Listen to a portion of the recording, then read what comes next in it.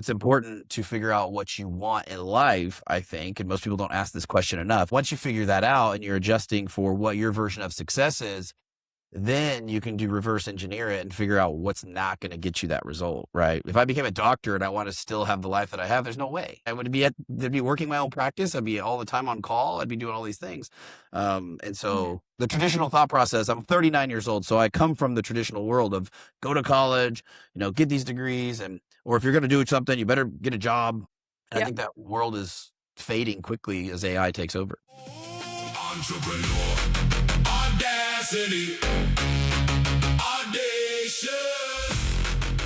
Now they're watching.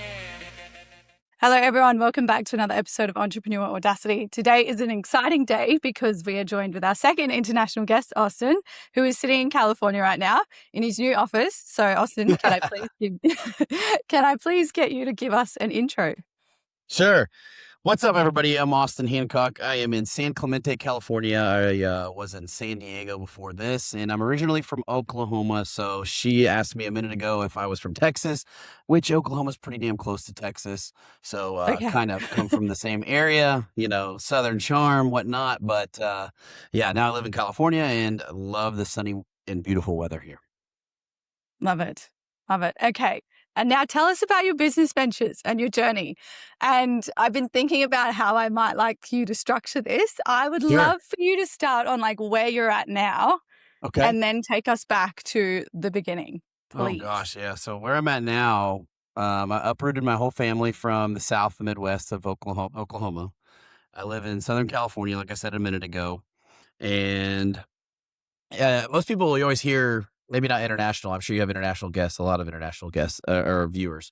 But, as everybody's like, oh, everybody's moving away from California and they're going to Texas or they're getting out of there, Well, I was one of the people, the fish that was swimming against the grain. So I moved out to California. I fell in love with it a long time ago, which I'll get into in a second. Always loved the vibes out here. The weather's amazing. I wouldn't be able to be in my garage without a massive air conditioning unit if I was in Oklahoma because it would be so damn hot. So that's where I am now. And I am a real estate investor, business owner. I do a lot of coaching and consulting, and I do some speaking engagements, and I also host my own podcast as well. Awesome. So that's where I am currently. How do you want me to reverse engineer this? Yeah, absolutely. Take us back to the start, please. Oh, goodness. So, okay, let's go back to where I am right now, and I'll do this. I'll do a plug. So I just finished my first book. That was cool. And this book talks a lot about my journey.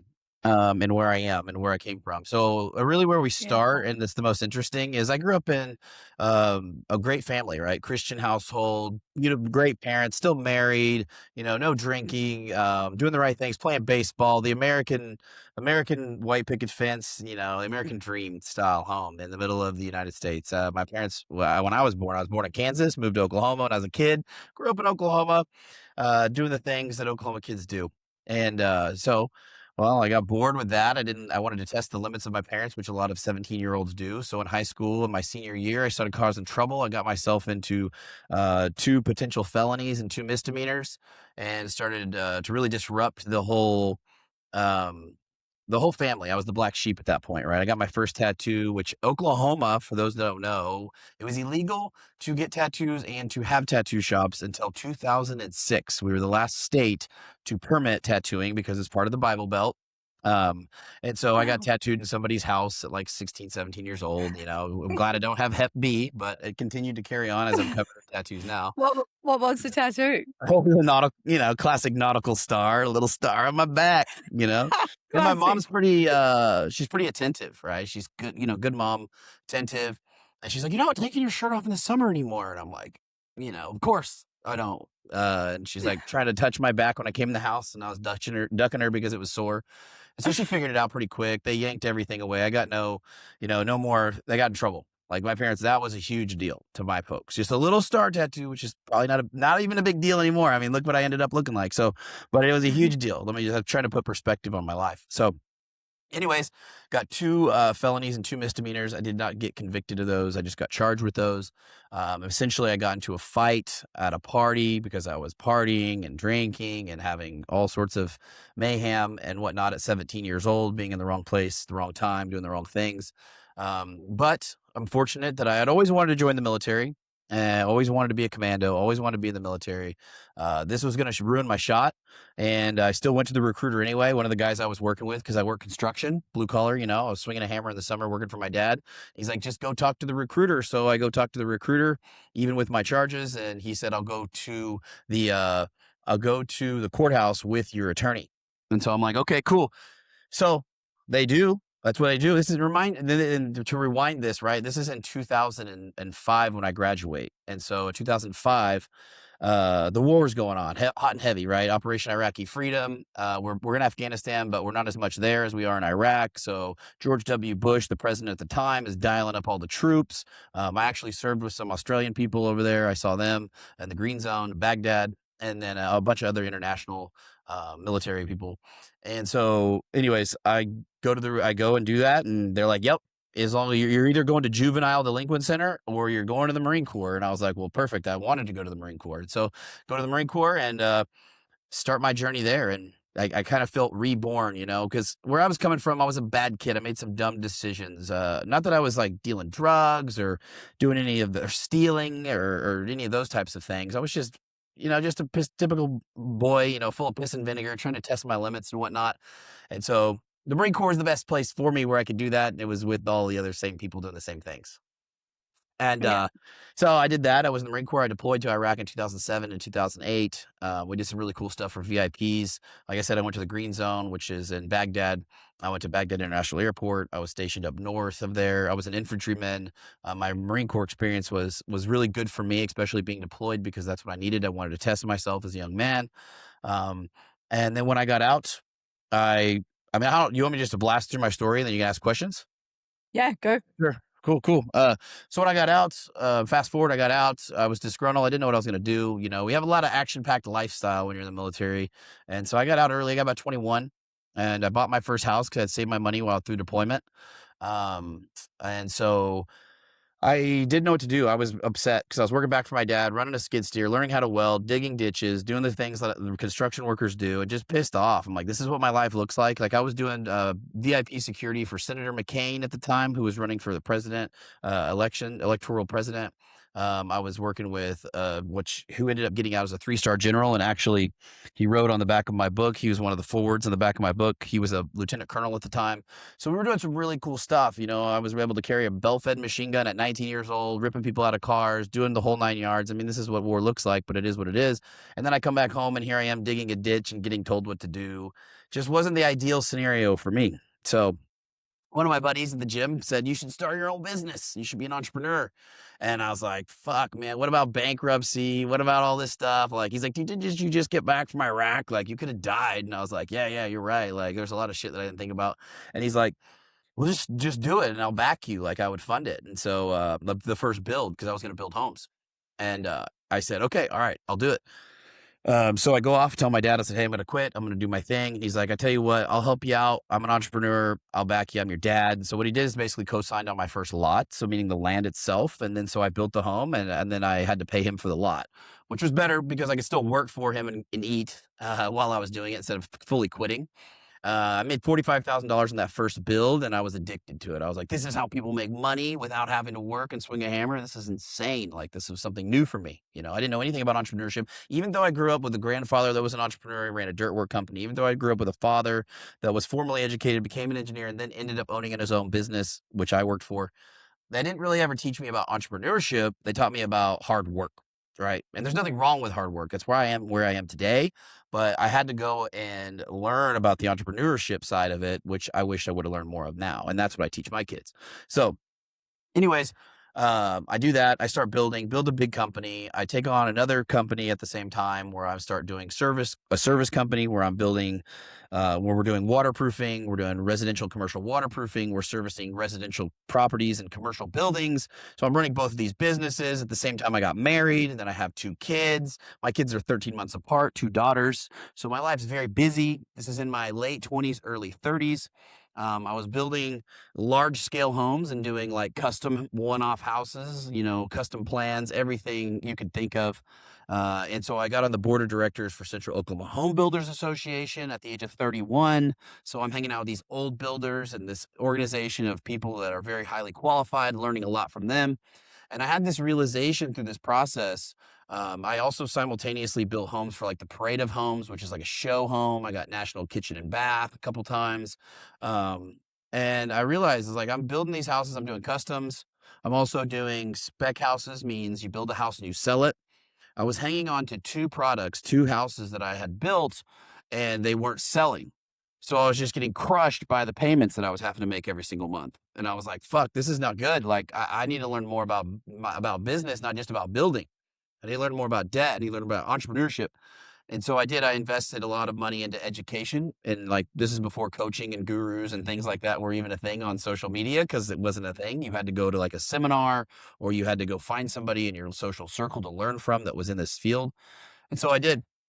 And I started real estate investing. And then I started doing that. I started buying properties that were way cheaper and fixing them up, flipping them, buying them and renting them, seller financing them, doing all of these things while simultaneously growing my service business. And that took off, and I just stopped building. People thought I was crazy because I had a really good name in our whole area, in whole Oklahoma City. I had a good brand. I was on the board of directors, like I said, and they thought I was nuts. But once I just stopped taking clients. Like I had clients still calling me and whatnot, and I was like, just not doing it. This goes through 2020 too. So it got harder to build because the prices of lumber went up, the commodities went up, and people had more money than they knew what to do with because of the incentives of the government money that got dumped into the economy. So they're like, I want my house built now. I want to do this now. And I'm like, I can't get you a stove. I can't get you lumber prices and all of these things. And so it got really stressful. It was already a stressful business because everything's emotional. Everybody's emotional about their home, their primary residence. And Mm. so I was like, fuck this. I don't want to do this anymore. I want to be an investor. I want to run my business where it's based on money. That's all it's based on, is like, did we do good? Did we do bad? Did you buy the right deal? Do the right thing? So I went full bore into real estate investing and bought a ton of properties. I went really aggressive because anything I set my sights on, I usually attack really hard. And so I started doing that. And then soon enough, I started putting myself on social media about 3 years ago and built a brand from that and continue to do the same thing. And now we also coach and educate people on business. We also help service businesses get themselves and put them on social media and build a full system so that they can capture leads, because there's a big gap in influencers and people that still sling paint and do service industry. Um, and I also still have investments, right? I still operate my own businesses, so I understand what people are dealing with on the forefront. So that's a lot to compress into 12 minutes. Yes. Yes, it is. Thank you. I feel You given guilty. I us a just lot. went I on have for a long time. I love it. No, it's cool. It's such a diverse experience that you've gone through, and like all the different businesses and different ventures and things that you've had has been really cool. And I think it's a really good angle to also show the listeners that entrepreneurship is not just one thing. It can evolve into many. And I think it was Andy Verzeletti, one of his podcasts I was listening to, like when you start, you normally have your cash cow, something, or maybe it was another book. Anyway, but you have your cash cow that's like bringing in all your funds initially, and like that's what you're making your money on. But Yeah, then that allows you to pivot into something else. And you talk a lot on your social media about aligning your business to your lifestyle. So I would love to hear a little bit more. Like I've got a lot of questions, but I'd love to sure. hear a little bit more on like what your driver is now and like how you've positioned yourself with your businesses to be able to live the lifestyle that you want.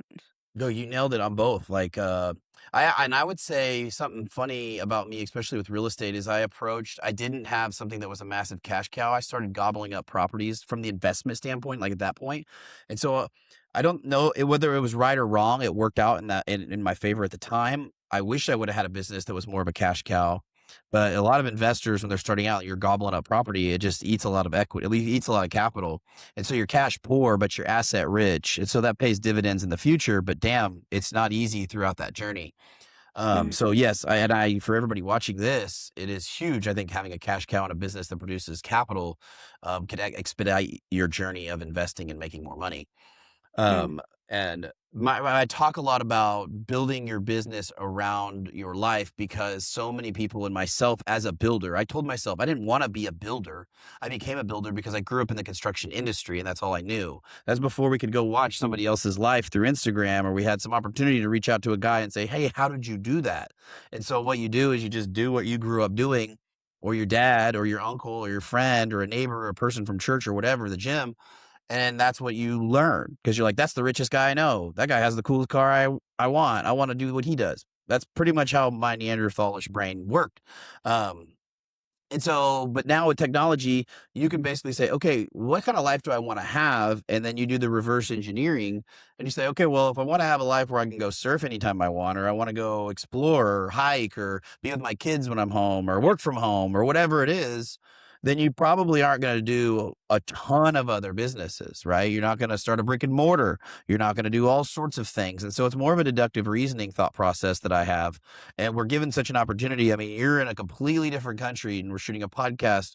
So this has only been available, I would say, really only like 5, 6 years. And the technology probably wasn't even there 5 or 6 years ago.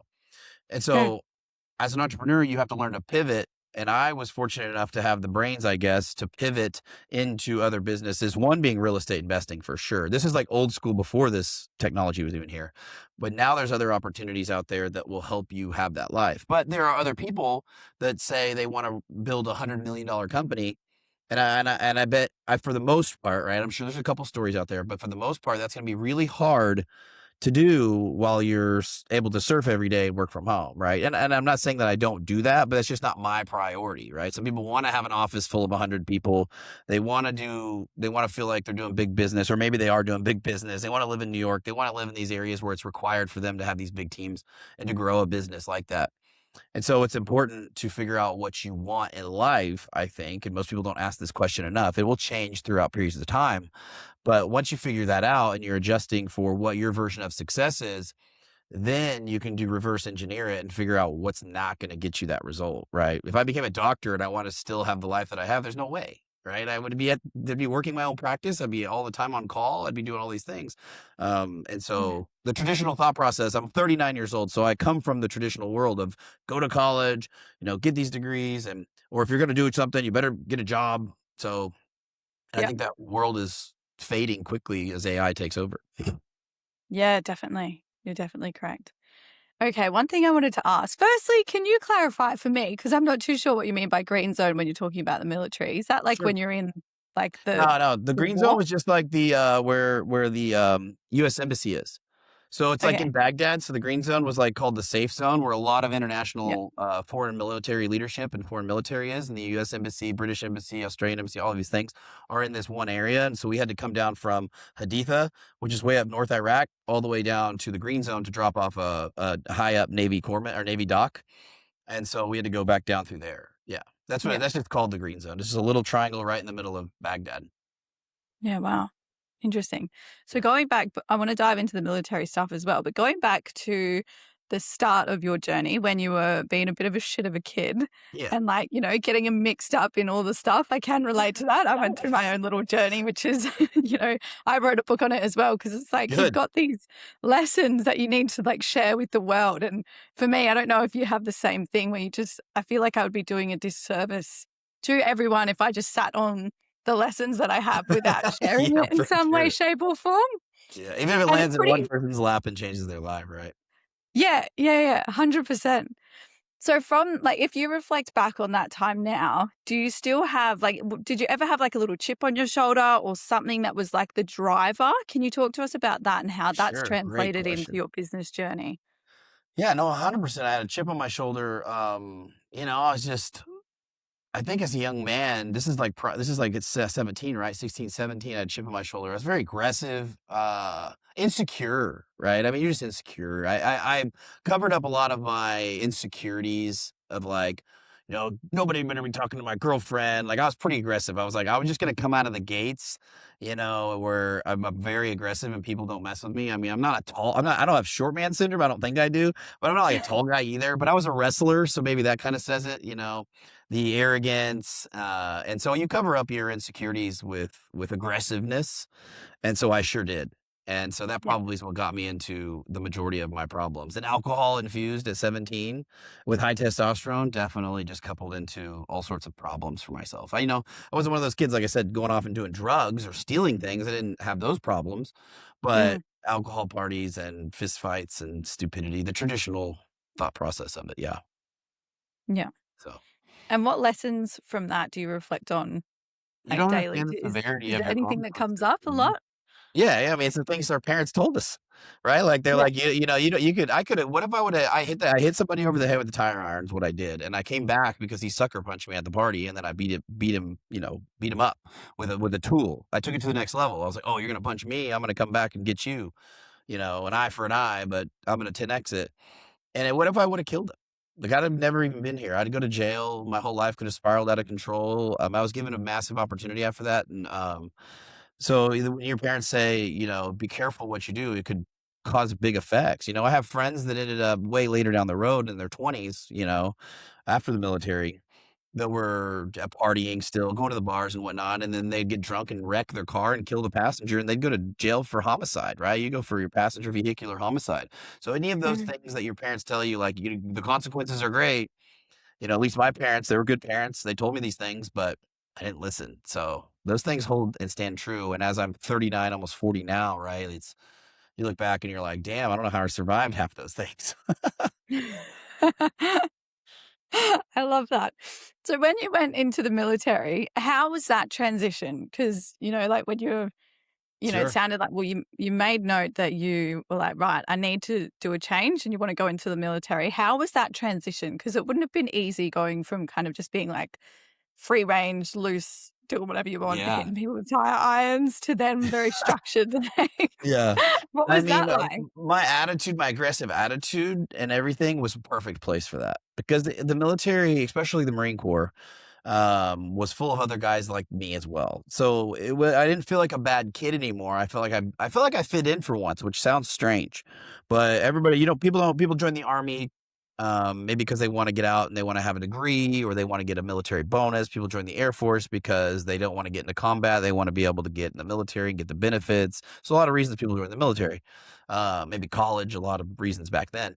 People join the Marine Corps most of the time to test themselves. And so Mm, there's no benefit really to the Marine Corps other than to prove that you can become a Marine and that you can handle the heat with that, right? Same with a lot of special operations guys. And so it was the best place for me because I didn't feel like an outcast anymore. I didn't feel like an outsider anymore. I felt like I blended in. I felt like these are my people. Like if you have an altercation with Johnny or somebody in your platoon, you could go sort it out and it's not a weird thing. Kind of an old school mentality. Whereas in the civilian world, if you're like, I'll beat you up, and this is even back then, you're gonna be like, oh my gosh, that's crazy. The Marine Corps is just part of another Tuesday. So yeah. I liked that part of it. And the authority, as much as I didn't like it while I was in, it was something that I needed. And you respected commanders, you respected higher up ranking officers or enlisted people because they were Marines that had done some stuff. These are guys that have been in Iraq and in the military prior to me. So they were like the older brothers. So you respected a lot of those guys when it came to the civilian world. You just, I don't know, you think you know everything at 17, regardless of being in the military or not. And you Mhm. don't really have a respect for a lot of the people. But the military kind of, you did because you're like, this guy may lead me into combat. I should listen. Yeah. Yeah. And what lessons have you taken from that time in the military that apply now to you in business? So there's a lot of lessons I probably glance over that I was just part of it. But the main thing's just discipline, you know, um, and how far you can really go with just sheer commitment, you know. One of my favorite quotes that we always used to use was, improvise, adapt, and overcome. And that works perfect for entrepreneurship because you're always improvising, you're always adapting, and you have to overcome it or you're just done. So those are some things that I really implement into my life and I teach my kids and I teach my students and teach people, that you got to improvise, you got to adapt, and you got to overcome, you got to pivot, you got to keep going. And the most people that quit, the most people that fail are the ones that just stop. Mm. Yeah, yeah, you have to stay resilient in the face of setbacks, especially when you become an Absolutely. entrepreneur because you're gonna get hit in the face so many times and if you just give up or like, it's hard. It's like everything's fucking hard. Everything's Seriously. hard. Having a shitty Everything is job would be hard. super hard, right? Or giving up and living the Yeah. next 20 years or 30 years, 40 years of my life miserable would be hard. Yeah. Yeah. Like I love this saying. It's like choose your hard. Yeah. And I've started this journey with the podcast in the hopes to have more people go into entrepreneurship because and I was talking to my mom about this. My mom's an artist and she's brilliant and she's got a very good skill that is very easy to sell, to market, and there are people out there that are sitting on billion-dollar business ideas that just don't have the courage to start and put themselves out there and actually get involved in this world. Yep. And I understand that it's really scary and, the uncertainty in the brain, we don't like it. But what would you say to people who are sitting there who are like, fuck, I don't even know where to start. Like, I'm afraid. Like, what advice would you give to someone? I'd say that the most amount of wealth that you've ever seen is in a graveyard. You're going to die one day. And if you don't take the risk, you don't take the leap, then you'll never know. You'll never know. And but I will say this, and I say this to a lot of people, is I don't think everybody's cut out to be an entrepreneur. And I think that's okay too. I think that's okay too. I think there's a lot of people that like the idea of what we sell and what we talk about in entrepreneurship. Mhm. But I also know that not everybody is meant we need good people, right? We need good employees. We need people that are happy and smile when they serve you at the local coffee shop. We need those people. And so they're undervalued in some aspects. But for those that listen and that do want it, if you feel the calling to entrepreneurship, then the sooner is always better because you're going to fall. I mean, you could fall at 30, you could fall at 40, you could fall at 50, you could have financial setbacks at all different ages. But the sooner that you get into the game, the better you're going to be at mitigating those massive setbacks, I would say. Mm. Yeah, that's awesome. Wow. I loved what you said that the most amount of wealth you'll see is in a graveyard. There's a lot of That just, great ideas. Yeah, yeah, like you said, people pass it by so all the true. time. How many people do we know that are probably smarter than us? I mean, there's so many things, but you know what we're good at is with entrepreneurs, and what will make you a really good entrepreneur is implementation, action, right? Hmm. Just start hacking at it, just start the podcast, ask somebody to get on it, talk to them, put the camera up, these are just good examples in today's time, but knock on the door, so it's Yeah. all it is. And then you Yeah. figure it out on the way. And if you can't figure it out on the way, then maybe you can bring somebody on your team to help you figure it out, or a mentor or a coach Yeah. or whatever. Yeah, no, exactly. And it's really important that you have people around you that can help you on your journey. Like I 100%. now coach people as well. And I love looking at it. It's like, okay, I've got my coach and then like I'm coaching people, but you need like mentors. You need people around you that can help you get to the next level. And everyone brings a different flavor into the meal that you're kind of cooking up for your Yeah. business or your lifestyle, right? And I think it's really important that people know that they're not alone in the journey because how often do you just feel like stuck and sat there like, what the fuck am I doing? Yeah. Oh, all What do the you think? It's time. because it's a roller coaster of a journey, but when you're around people who are also on that roller coaster, you're like, "Oh, yeah, like, cool, we can handle this, like, we can do this." And Yeah. sometimes all you need is someone who's a little bit crazy and just say like, "Hey, push a little bit further, see what happens," you know? Yeah. Yeah. That's one thing too I'd learned from the military, right? Is there's a lot of shitty situations in the military. Like Yeah. you're gonna do jobs you're not gonna like. You're all told to stay out and to stay to field op. It could be just a training exercise, and it sucks. When are we gonna eat chow? I don't know. Maybe tomorrow. Like there's all sorts of crappy things that happen, but there is always those people, and that's what I try to surround myself with now. Maybe not entrepreneurs specifically in this situation, but there's always that wild guy that's just like optimistic or likes to make jokes at the worst of times. And Mhm. sometimes we need those people, and that's kind of what I see with some of the entrepreneurs or the people that we surround ourselves with now. It's like, you just need someone that's like, yeah, just bet more, like just push harder or just send it or post the video, whatever it is. And you got to need those people that have a little bit of a more carefree attitude because I don't know about you, everybody's different, but I can overanalyze. Like, even though I'm an entrepreneur, I can overanalyze, I can overthink, especially as I get older, as I get more successful. I'm like, well, we got to make this decision. We're thinking from multiple families, multiple people, ramifications of it. And then there's those dudes that just send it and chicks that send it. I'm like, man, I still admire that attitude. Mm. Yeah, I love it. Like the people who are annoyingly optimistic, and I'm annoyingly optimistic with Yeah, I mean, things. sure we are. Absolutely. Yeah. Yeah. You got You to have be. to be, or no one's gonna be there at night. Yeah, exactly. But then sometimes, like, you do face, and everyone's got like their limitations and things that they're, like, I'm quite comfortable taking risks and putting myself out there and like talking about things that other people find cringe because I'm like, man, who cares? But then there's things where I'm a bit like, okay, what do I need to do? And then it's just you take someone who's got that same lens that you have in this area and like they plug it into you with this and you're like, oh, okay, cool. Like you just Yeah, get to bounce that back and forth. I love Um, that. One thing I wanted to talk to you about is you made a comment about hard work versus entrepreneurship. Can you dive a little bit more into that? Sure. Because, I remember I was at this speaking event and the guy who was presenting was talking about you can only make so much money with your hands, but your neck up is where you can expand. So I'd love to get your thoughts on that. Yeah, you nailed it. I mean, that's the truth, and I realized that at points, right? Because I guess coming from the where I come from, like blue collar mentality, grandfather, dad, everything, fix it yourself type mentality, old school. Both grandfathers, I should say. Nothing wrong with that. They were successful, definitely in their own realm to a degree, right? And I wanted more for myself, wanted more for my life, and so I had to learn. I had to unlearn a lot of things, unlearn. Because I was the kind of person. I'll give you an example. I'm a car guy, right? Obviously, there's a car behind me. I've always been a car guy. But so if you could, I couldn't afford a lot of the things at the beginning. I couldn't afford the lift kit on my truck or the new tires and wheels, and so I would buy them off Craigslist or Facebook Marketplace, basically what it was back then. And I would paint them and I would sand them. And I wanted to learn all the skills because those skills were going to allow me to have things that I couldn't afford. Until I one day had the epiphany of like, if I just made more money, I could pay somebody to put those things on my car or to do that. And I sold myself that I enjoyed doing that stuff on the cars, but I didn't necessarily always enjoy that because sometimes when I was working labor and then on the weekend I want to go modify my car, I'm pretty shot. I'm pretty tired. I don't want to go and lift my truck or fix my engines and all this stuff. And so that's when that really hit me is like, I'm better off making more money and learning how to make more money. If I can learn how to do these things, because I'm not an idiot, I can be mechanically inclined with my hands. That's how I was raised, how I was taught.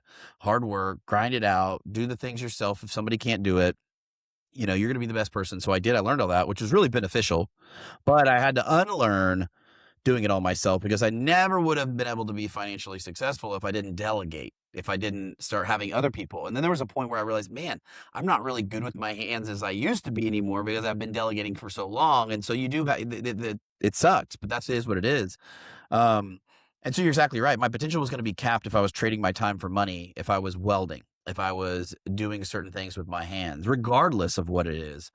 And I think that I'm trying to figure out the happy balance because I miss a little bit of my creativity with doing things with my hands because it's just like who I am, but Mm, also only when I want to, not when I like have to, right? Like you don't want yeah. to, if you have to change your oil or you have to rotate your tires or if you have to build the fence or if you have to pour the concrete at your house or whatever is a different story than being like, I'm going to take on this project and my kids are going to see that dad not only knows how to make money, but he can still do this stuff. Like that's a different thought process coming at it. But you're what you said about that person on stage is exactly right. There's only a certain point that you have to start using your brain to make more money and to do the more things. And then that's the coolest part is it may be intimidating at first because us knuckle draggers, as blue collar guys, it's always like a war against white collar, blue collar guys, the doctors, because we compare them more so to what we were taught as children, or at least in America, like go to college and formally educate yourself. And so you don't have to do like that.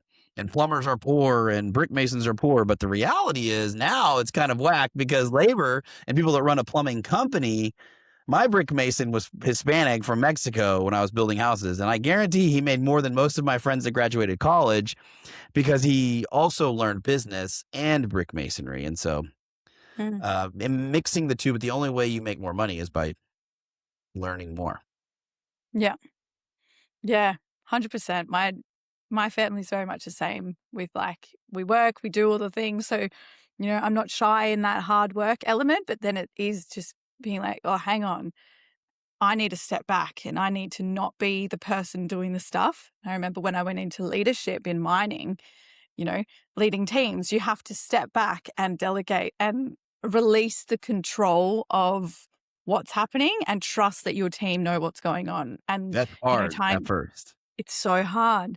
that you made the comment beautifully before about that it's really important that we have people who are happy to be in business and who are happy to just work for people, because they're the kind of people that we want to work in our businesses, right? And when you look 100%. at building an empire and building businesses that other families and things can rely on, how nice is it knowing that you can provide opportunity for them, and when you're the kind of leader that you would like to be led by, well, you always strive to be that kind of leader, right? If that happens, you can't really Yeah. judge that. But what's your view on leadership, and how do you apply that now in your business?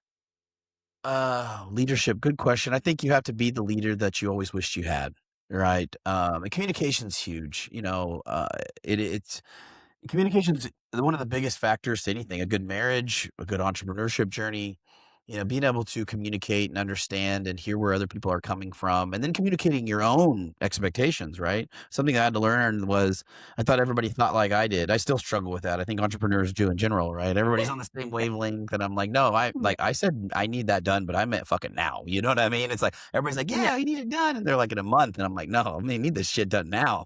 And Yeah. so being able to communicate that in a constructive environment and to speak to people is super important. And anything with life, communication is huge. But being a leader, I think, is setting the example and the standard for what you'll accept and in your business, but in your life. And then being that version of that person is really important, because just like when having kids, they don't really necessarily listen to all the mumbo jumbo that you flap out of your mouth, but they're going to watch a lot of the actions that you take. And so you're setting the standard with your team and your people by being the leader that you always wished you had. Mm. Have you had any experiences with really crappy leaders? Oh yeah, all the time for sure, especially in the military. People. Yeah. I struggled. That's why I didn't stay in. One of the hardest things for me was since I was very skilled at a young age, because I've been going to the job site since I was like my dad would pick me up and take me, or one of his guys would in the summer. So I was skilled. I could swing a hammer. I knew how jobs worked. I was around adults. I could handle myself. I'm not an idiot. I could drive tractors and equipment before I had a license. And then I got around people that you don't think about it. That's just my life. That's normal for a country kid, basically, a construction kid. And then you get around people that were like so soft-handed, and then they became leaders. They'd never been in a fight or been around rough and tough construction guys, but they joined the Marine Corps, they joined the military, and then they gain rank, but they may have just joined because they were born before me, right? They may have joined 5 years earlier because they were 5 years older than me. And so they have more rank, they have more authority. And I struggled with those types of leaders that would always flex their rank because of their time in service versus getting respect because they deserved the respect. And that was one of Mm. the drawbacks and hardest things. And probably the reason that I ended up getting out is a lot of those guys sadly stay in the military longer than the guys that actually know how to handle business, that are hands on, and then they get out and either start their own business or do their own things. Um, but yeah, that's what poor leadership in my mind looked like. It was the guy that's like, you do this because I tell you, because I'm this rank. Mm. And it's like, you don't have to flex your rank or who you are if you already command respect based on the person that you are, if that makes sense. Because there were other leaders like, I could tell this man, this masculine person, I shouldn't say just man, but this person, this leader, you asked me to do something and I'm just going to do it because I trust this guy's opinion. I trust who this man is. I trust who this leader is, this commander, right? Mm. Or just even a buddy that's just a couple of ranks above me. He's my boy. I trust that he's going to lead me in the right direction. He's not saying this shit just to tell me what to do, which is Mm. completely different than the other guy that's like, I never had any power. Now I have power. You go do what I say, tough guy, and then you're like, it just gets burnt. So that's also probably Mm. another reason I got into entrepreneurship is I hate authority. I don't like being told what to do, and I never really had a job since the military. So other than Yeah. working for family, which Yeah. has its own ups and downs. Yeah.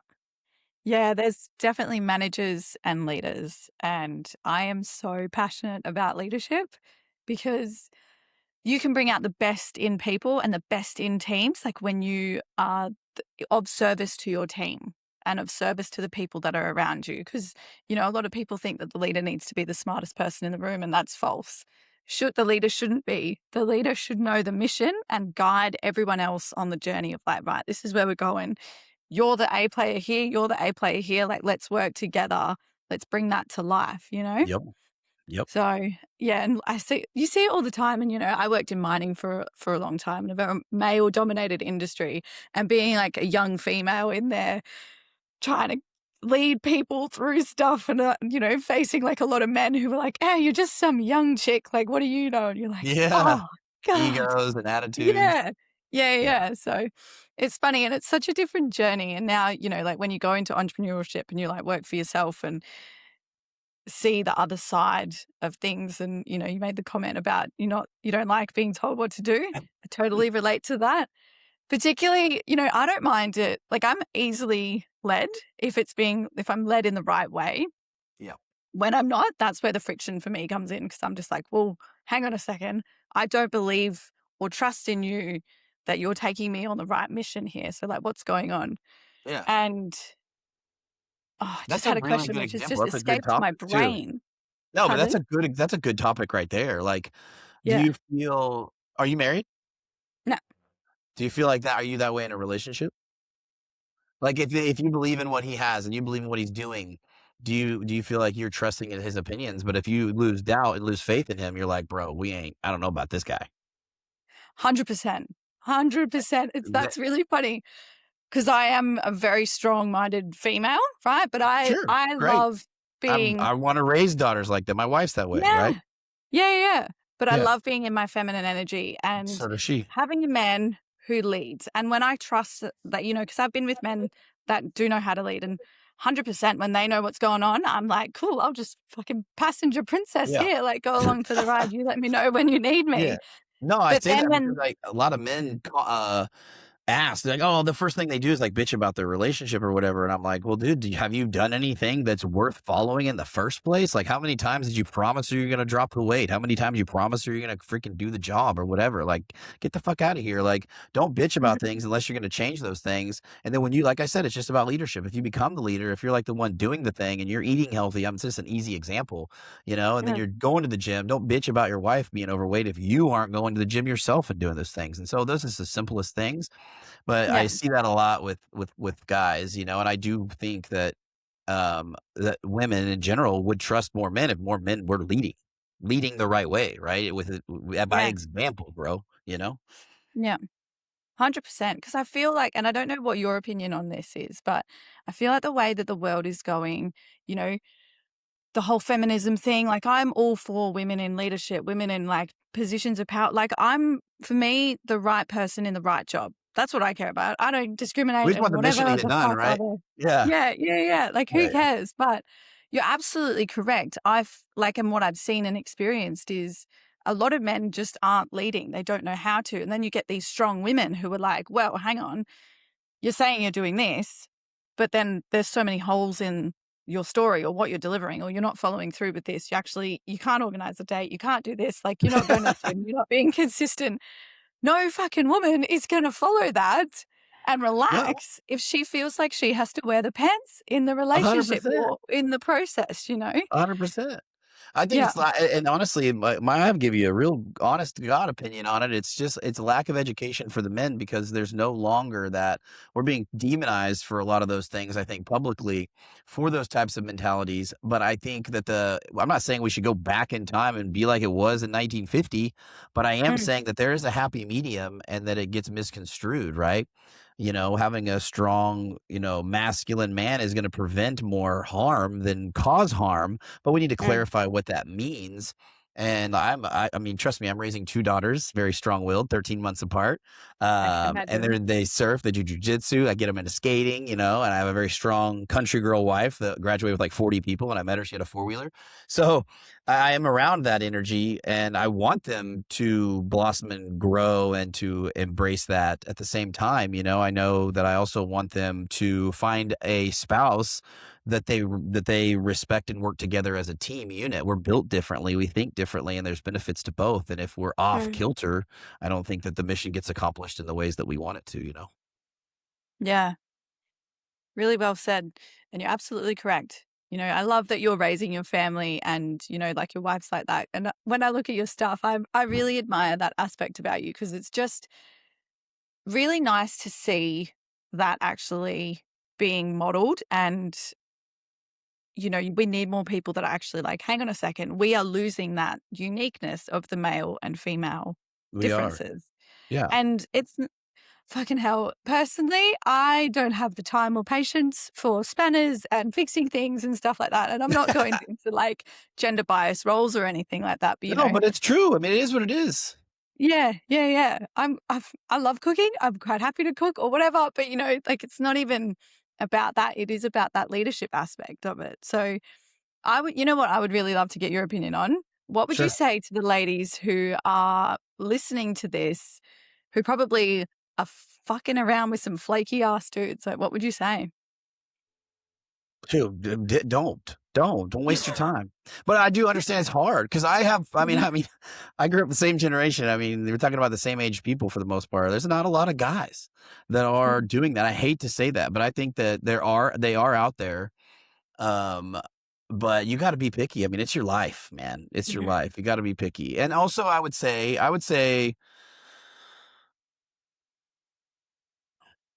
don't want to say this wrong, but is be like I said a second ago, is be the leader that you want to have. But I also run across a lot of times females reach out to me for like coaching and consulting, specifically for real estate or something like that, right? Business, because they're like you said, they'll wear the pants.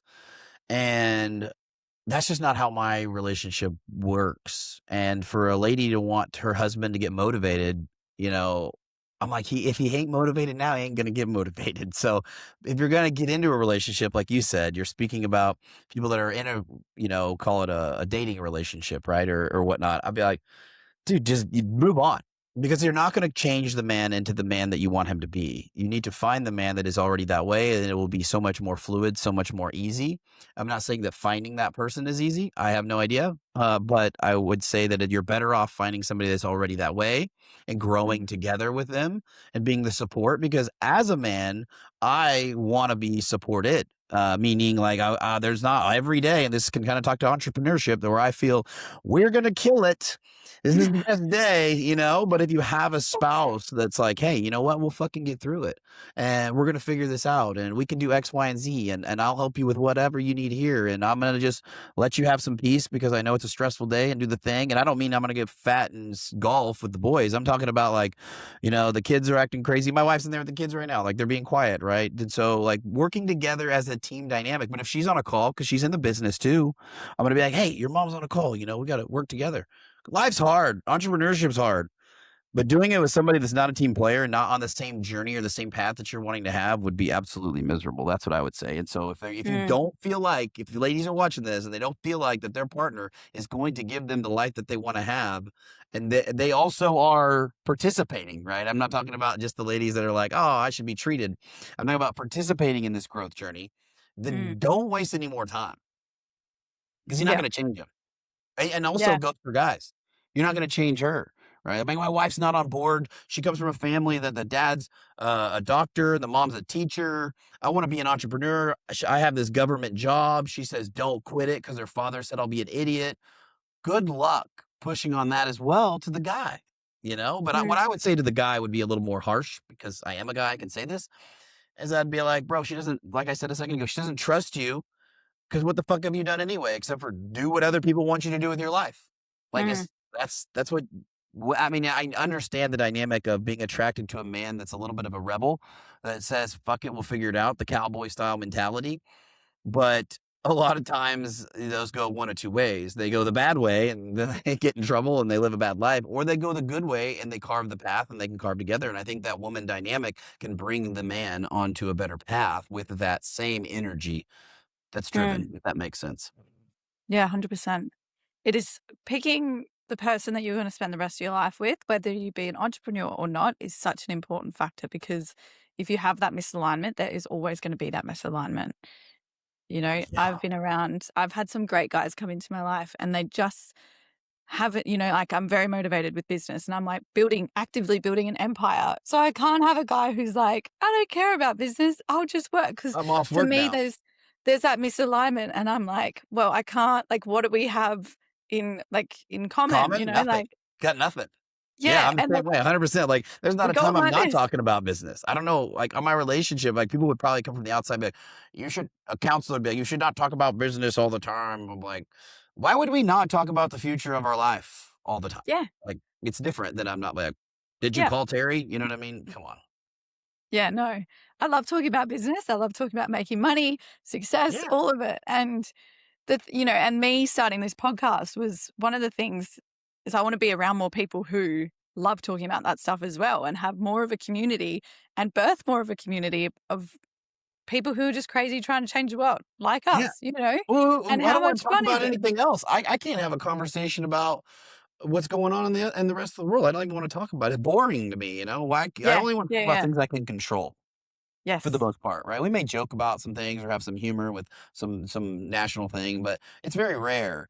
You know, I want to talk about things that are actually going to affect my life. You know, I don't want to Hmm. be an expert at things that don't affect my life, the sports team, the things out there. I mean, I'll watch the thing or hear somebody say it, but it's not like my life. The only way you're going to change it is by thinking about it all the time and implementing it, you know, not mind numbing yourself with whatever's happening Yeah. in the rest of the world.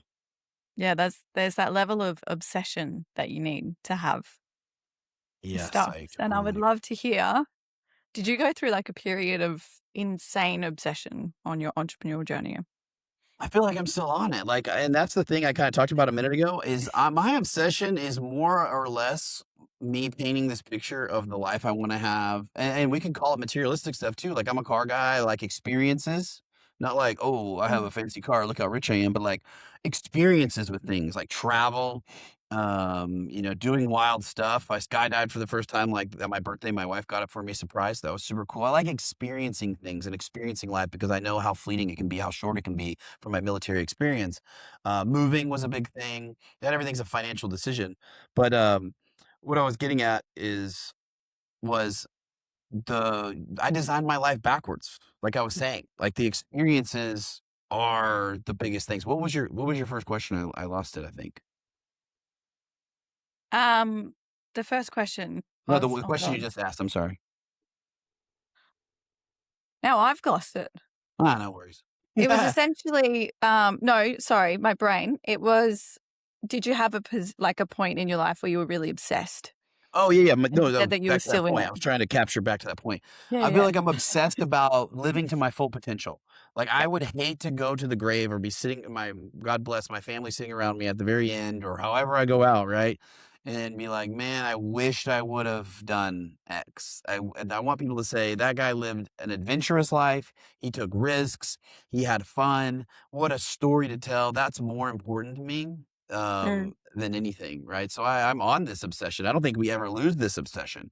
You're mm, obsessed with the results, whether it be whatever it may be. So, you know, there's times that certain things are hotter than others, right? If I'm looking a little fluffy, I'm like, man, I better get obsessed about getting back into the gym or whatever. If yeah. my business is suffering a little bit or I'm starting something new, I better get freaking obsessed with making it work. You know, so but my obsessions all still revolve around this character, this person I always wanted to be as a kid, as a young man, and then having that man live that journey, live that life. And so Mm, whether it's real estate investing, whether it's online coaching, whether it's any type of service business, they all have to feed or at least be a part of that journey and that story more or less, you know. So mm, I think it'd be really hard when people burn out is like they're having to do something in their business or in their lives that they necessarily doesn't align with the outcomes that they really wanted. And yeah. I've been there with that too. Yeah, 100%.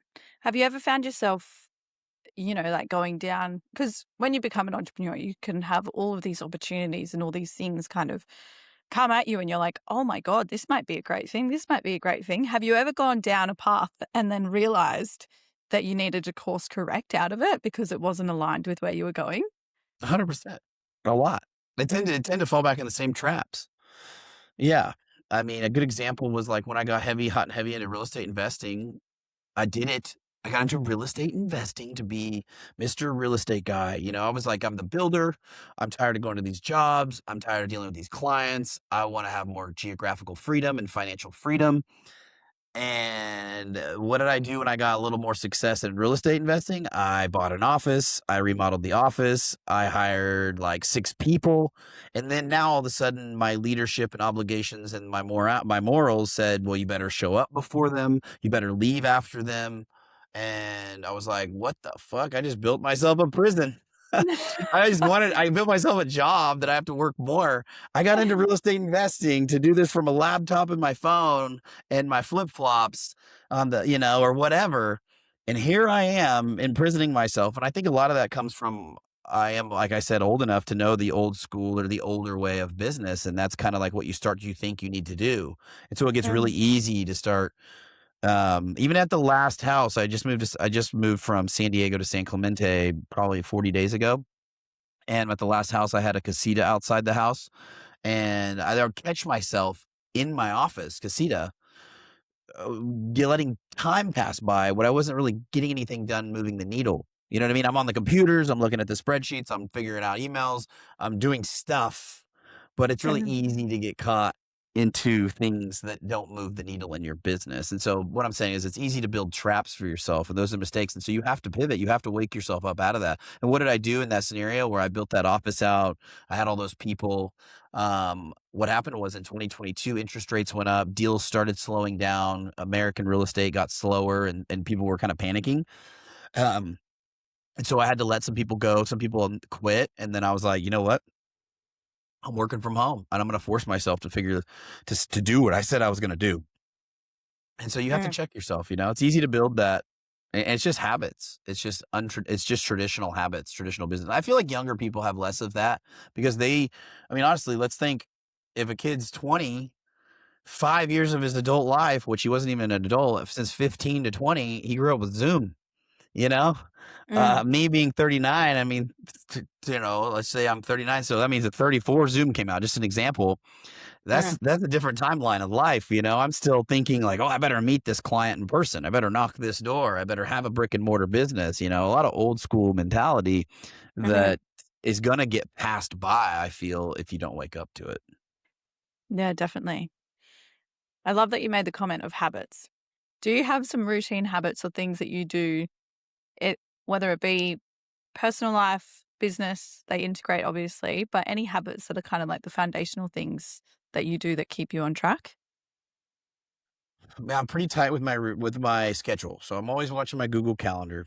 That's where I live and die by with what happens that goes on, and I feel like that's one of the biggest things that entrepreneurs need to learn at the very beginning. Sometimes it takes them 1 year, sometimes it takes them 5, but you have because when you don't have a job, which I never had a job other than working for my family, right? So no traditional boss for the most part. Um, is that you have to learn how to, and I see entrepreneurs in 20 years that still don't know how to manage their own freaking time.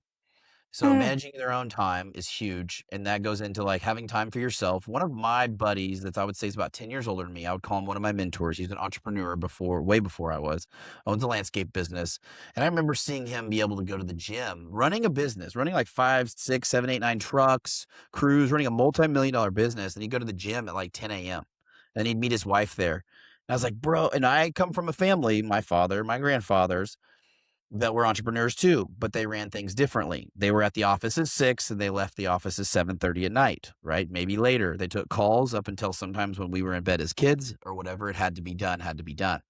But my buddy, I'm like, "You're going to the gym with your wife at 10 AM?" He's like, "Yeah, I wake up early, I get the crews going, I'm very scheduled and structured." And I was like, "So I realized that the disciplines with your schedule and your structure are the keys to the freedom. Get your shit done, get it done in a timely manner. Don't take on things or let people steal your time, because everybody's going to start calling you. Clients, customers, freaking employees, problems will always be there. And so I'm pretty strict with my routine and I'm pretty strict with my time. And going to the gym, my dad would have looked at like I'm jacking around.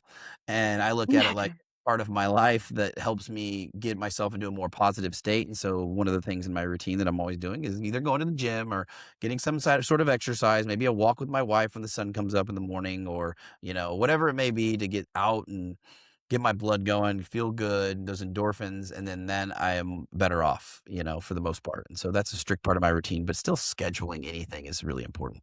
mhm. Yeah, that time management is a biggie, and you see so many people just have no idea about it. Yeah, there's people that No run $20 idea. million companies and still suck at time management. So it's not like it's the ultimate hindrance to being successful because there are people Yep. that are just, but at the same time, I'm willing to guarantee they probably don't see their kids that much. They maybe have been divorced or multiple times. Mm, They probably are Oh man, I've just seen it so many times where they're on the golf course. They are working, they are networking, but they're probably Mhm. blasted. They have an awkward situation with their family. There's just a lot that goes into it. So you can make a lot of money and still be a degenerate, and not have good time Yeah. management. Shit, you can be a great salesman or whatever product, but having a Yeah. life that you enjoy is completely different. Mm. And Yeah, I think that's controlling a your really time, key point. Yeah, I Yeah, love that. Awesome. Okay, so we have one question that I ask everyone when they come on sure. the show. What does audacity mean for you? I like this one. So audacity to me means going against the grain, right? Like you have the audacity to stand up and do the right things or to accomplish a mission when the rest of the people may not feel like it or may not think it's the right thing.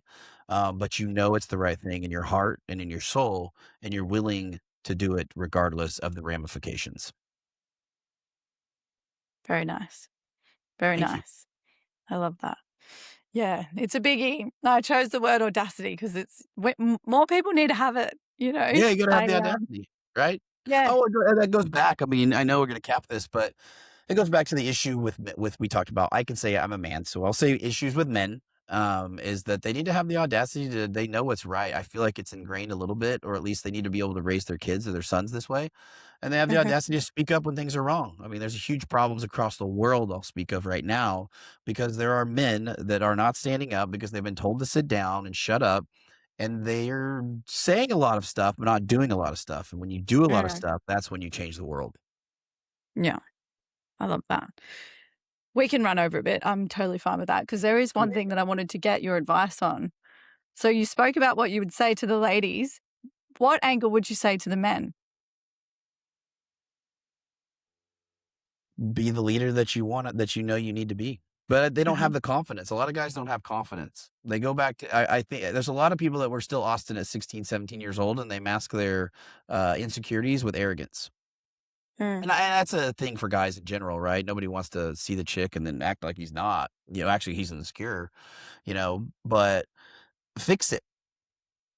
If you don't like certain things about you, then fix it. If you don't like that you grew up and your parent and all these bad things happen to you, because some people have bad lives, they have a lot of past traumas, then you can mm, fix it. Be the change, be deliberate with it for men, right? To be a good leader, I like to think of it like this. We've all been on an airplane, or at least I hope everybody that's watching this has been on an airplane of some sort. And so what happens is they tell you to put your oxygen mask on first. Why? In my mind as a father, I'm a father. I got wife. I got these people. I think of myself as like this caretaker of people because I'm a man. That's what you should do. But if you think about it, I can't help anyone until I secured my own mask first because now I can breathe. And once I've helped myself first, which isn't a selfish move, people are like, well, that's selfish. If you think of it like I'm saying, and this is life, then you fix yourself, then you actually have the right to be able to help others. But so many people want to tell other people how to live and how other people what to do without fixing any of their own problems, their emotional traumas, their physical abilities, all of these things. I guarantee you can go anywhere right now today, especially probably as a woman. I guarantee it. Guys too, you'll get advice from everybody. I tell you what, you probably heard it a million times when you start your own business. Oh, I wouldn't do that. It's saturated. Oh, I wouldn't this and that. It's like everybody's a fucking expert. It's like, did you do that? Well, no. Well, how do you know anything about real estate? Well, my uncle's dad's cousin was one time that guy, I know. Shut the fuck up, So help yourself, fix yourself, and then you can help other people. But that's what mm, I feel men need to do in order to become the version that they're mm, confident in, and then they won't be so worried and have to flex mm. and mask their insecurities, I should say. You know? Yeah. And what piece of advice would you say to them to encourage them to be able to look inwards and face that element of themselves? I would tell them that there's gotta be, at least for me, so maybe this is a pigeonholed question or answer. Mhm, There's a character, a movie character, somebody out there that they look up to. Maybe it was a family friend, a father figure, or the father they didn't have, or whatever it may be, an uncle, right? Or a movie character, like I said. Whatever this character is, you can be that character but you have to start taking the steps in order to be that character, right? You have to start, what is that person? How do they talk? How do they walk? How do they lead? How do they look? What are their routines? What would it take to get to be that person? Do they overreact or do they not react to certain things because they're stoic? And so when you do that, you have that example, and maybe that goes back to the whole problem we have now is that we don't have a lot of examples. Right, the movie characters now are kind of demasculating. Right, the guy on the TV show, which I don't even watch TV, but I see it, the dad's fat and dumb and the wife has to fix everything. And so like we have this whole problem, but they don't have to believe in that. They can become the leader that they wanted to be, the person, the man that they admired by taking each one of these steps to build that character. And once they do, they'll wake up 5, 10, 20 steps down the road by being that man. But it's through a process that you have to create it. Mm. I think a lot of Yeah, people, I'll give you a definitely. funny example. I think a lot of people get into martial arts and like UFC or MMA in general. Personally, they get into it at first because they have insecurities. Right? They have insecurities. They want to defend themselves. There was that fucking guy on the bus. There was that guy that punked with them or whatever. Or they're just, like myself, I didn't necessarily know how to fight, but I sure as heck would try my hand at it. But I learned I wanted to do it because I want to be able to protect myself. I want to be able to protect my kids and my family and responsibilities. And then, I went to the gym. And let's be completely honest. Why did I go to the gym? Because I wanted to look jacked. But what does that say? That means I want to look jacked because I want to be proud about me. I Mm. wanted to look this way. And so I created a character, and this character does these things. And then what did that do for Austin, though? It's for nobody else as much as people think it is. It creates confidence in me, which that compounds into being like, well, man, I can do this. Well, then I test myself and I joined the military, and I did it because so many people say they're going to join the military, but they don't. We all grow up with those guys. So it's like one Mm. more thing. Well, it's like now I say I'm going to do something. I'm going to do it. I started the business. And so I do it again. And then it's like that compound effect is what builds confidence. And that's what men need for themselves. But nobody can hand them that. They have to earn that. Yeah. Yeah, it's a really important aspect because so many people can't actually look inwards, and it's like, yeah, as you say, what does your character do? What's your identity? Like, what do you want to be proud of? Because it's different for everyone, like some people Sure. want to be the best in this, some people want to be the best at that. And some people just want to be happy and work a job that's great. Some people want to start $1 million, $1 billion companies. Like, you know, the Yeah. limits and the possibilities are endless when you start leaning into that and, focusing on like, okay, cool. As you say, reverse engineering your life and like work backwards from that. So, Yeah, but I don't think you can obtain any of those, even if you were the guy that wants to start a tech company. I'll call him a nerd just for fun, but like that nerd still had to have confidence, right, mm, in himself and what he's doing, and confidence to do it. And I think that that's what we admire in other people, and that's what because we wish we had that a lot of times. That's what people admire, you know. yeah. What's your opinion on ego?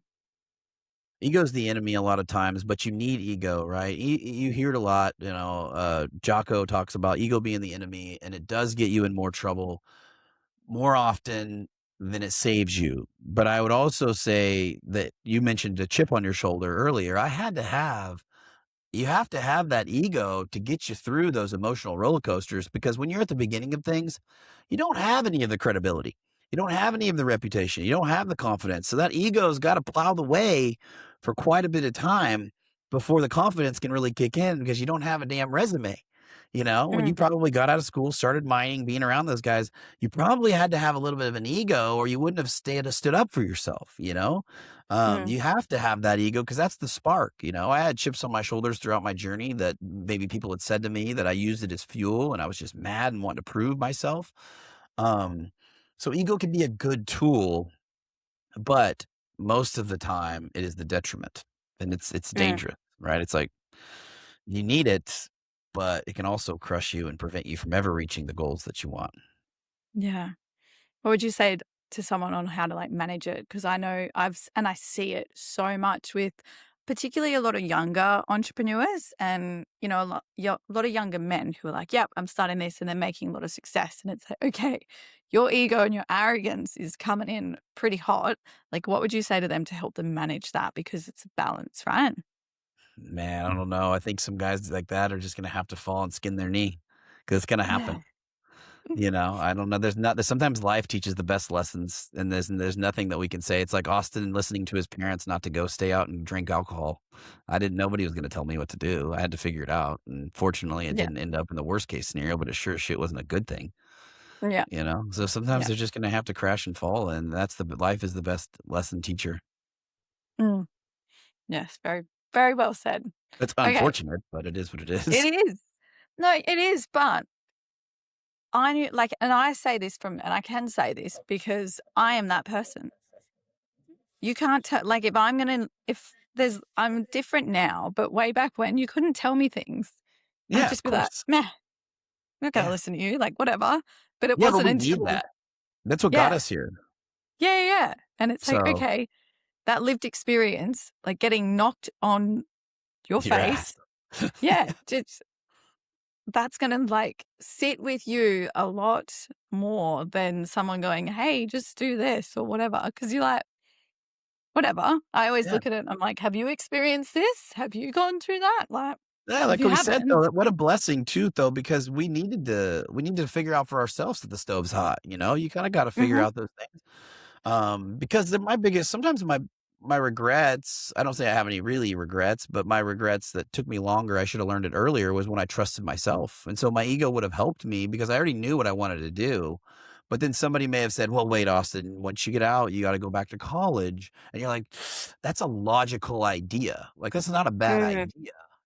That's a logical idea, but is it what Austin mm, wanted to do if I would have trusted my gut? Absolutely not, you yeah, know? So yeah, you could easily take it the other way too and get your whole life caught up in living somebody else's expectations. And that's a tough balance between those two at a young age. I think you figure it out the older you get, but the only reason you figure it out the older you get is because of the experiences that you created. mm, yeah, definitely. I love that. Okay, final question for you, Austin. What is one piece of advice that you would like to leave the listeners with? Who is your audience for the most part? Aspiring entrepreneurs. Ooh, good one. Start. Start. Take the bull by the horns. Use the ego. Do what you got to do. Your journey is going to be different than everybody else's, but there'll be a lot of similarities. So if Mm, there's anything that you can learn, I think of it this way. It's going to be a hell of a lot harder to start when you're 30 years old and you got a family. It's going to be even harder to start when you're 35 years old and you got the house and you got a couple car payments and then you got some kids that need some new clothes. It's going to get even harder when you got a job that you're at 40 and it's paying you a handsome golden handcuffs. So the younger you are, the faster you can make mistakes, the faster you can implement, the faster you can start. I guarantee you'll be further ahead. And that one mentor that I had that I said was about 10 years older than me, he dropped out of high school. He didn't ever get a GED. He was mowing lawns and then turned it into a multi-million-dollar landscaping company. And he was making more money than most of his friends. And I would say that he makes more money than most of his friends now because he started earlier. He started earlier. And guys, by the time they were graduating college, he was already learning all the entrepreneur lessons. I'm not saying that college is bad. I think there's reasons to do it. But my premise on your question would be start earlier, start sooner. Because I get DMs all the time looking to start my business. That's usually the question. Like I ask a question, they're like, looking to start. I'm like, what are you looking at? Like what yeah, what what are you waiting for? Are you watching the clock? yeah, Because life is short. And even if I'm not saying to go and burn the boats. I think you should keep your job if it's paying your bills and putting food on the table. But start the thing if that's what you want to do. mm, So, and then you can figure out if it's the thing you want to do or not. You'll learn pretty quick. yeah, absolutely. You're 100% correct. But the quicker you start, the quicker you do find what your little path is, little or Yeah, big path. Like I know that. I was like, all right, I'm going to do this. And then I went on a few different ventures and it was like, actually, this is, the podcast, all of the stuff that I'm working on has kind of sure, transpired from trial and error. But it was like, and the hardest thing you can do as an entrepreneur is just start because but if you've got the yeah, security of a job that you can, like you're just building your side hustle while you're still working, sure. you don't have there's no real risk in losing Yeah, out things. no, So, the risk is not doing mm, anything. I think the next journey that gets hard as an entrepreneur is not taking every opportunity that you see because you see so many opportunities. And that's one of the hardest things that I've made Mhm. mistakes on many times. The grass is greener. This business is better. Let's try this because, Angie did this. It's like, we need to maybe just stick to what's already working and just do more of that. And that's probably more so of the journey that I've entered into the last 3 years is like, Mhm. okay, we got into the space. Now let's stick to something long enough to see it go to fruition instead of try to hop around because we know and we have all these opportunities in front of us. And that's another discipline that has to be made. That's lessons that I'm learning. Yeah. Yeah, that's a really important element of it because bright, shiny object syndrome, right? Sure. All of these things, they sound great and, other entrepreneurs are great Yeah. salespeople, right? And you're like, Yeah. "Oh, this could be fun. This could," and I'm guilty of it as well. You're like, The "Oh, internet's what?" made that so much harder than it used to be, right? Because you can always see something that Yeah, somebody else is doing, and so the grass is always greener, and they're selling it, and yeah, there's nothing wrong with that. They're selling it. They should be selling it. It's successful for them, But yeah, I argue the other side of it too, and what got me here is that I didn't bury down in one business because you can start one business like my family members for the most part, right?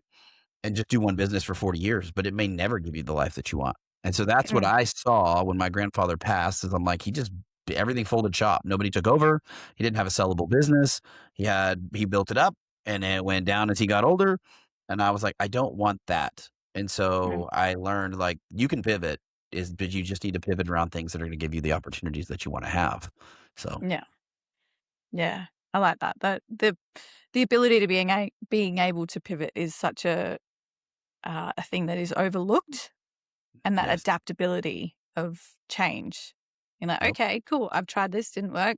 I'm gonna pivot. I'm gonna choose something else." But Yep. I love, I feel like for me, right, I always look at like what's your northern star? Like what are you actually working towards? What's that life that you really want? And then, Yeah. the journey kind of sways and you go here and then you come back, you course correct. And Yeah. it's it's a fun process, but I think when you get to that point of being like, "Oh, okay, I could see that this thing is going like this could be really cool, but it's actually not aligned with where I want to go." So I'm just going to say like, "Great, cool opportunity." And the best thing about having a network of other entrepreneurs is you might know someone who would absolutely froth that idea. So you're like, "I'm going to link you in with this person and you can go on that business adventure together." Exactly. Yeah. I love Yeah. that. Yeah. Oh, awesome. Okay. Well, where can people go to find you, Austin? Sure. Instagram is always the easiest, Austin.Hancock1. And then my YouTube channel is the same, Austin.Hancock1. Yeah. I'm most active on those, but I post on all platforms TikTok, YouTube, shorts, and all of the above. But that's Mhm. where they can find me. Awesome. Cool. Well, thank you so much. This has been really Of fun, course. and I really appreciate you taking the time. Absolutely. Thank you. It was great to meet you. And I had a blast on this podcast. Awesome. Thanks. All right, listeners, until the next one.